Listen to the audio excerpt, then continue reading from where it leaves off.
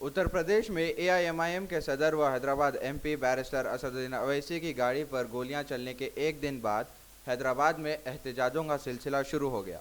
इस दौरान कारवान हलके में एहतजाज के तौर पर तमाम दुकानें और इदारे बंद किए गए।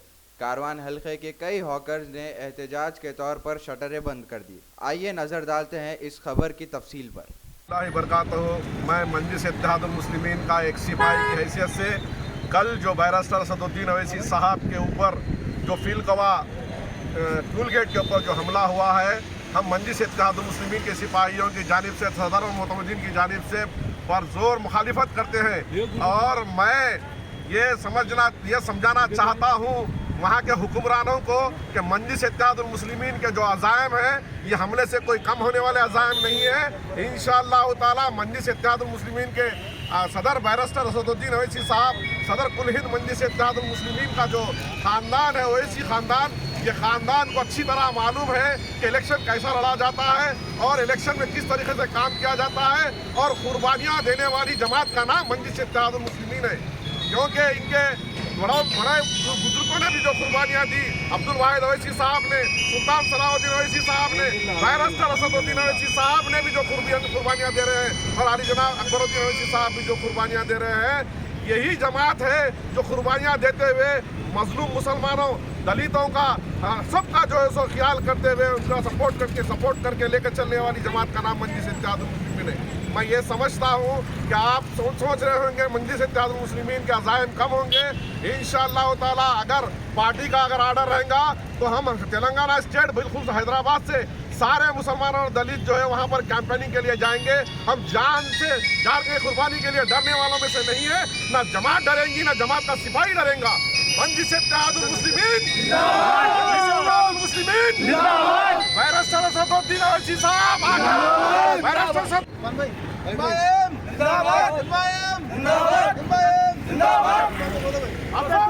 आगे बढ़ो, हम तुम्हारे साथ हैं। असद भाई आगे बढ़ो, हम तुम्हारे साथ हैं। एमपी साहब आगे बढ़ो, हम तुम्हारे साथ हैं। असद साहब आगे बढ़ो, हम तुम्हारे साथ हैं।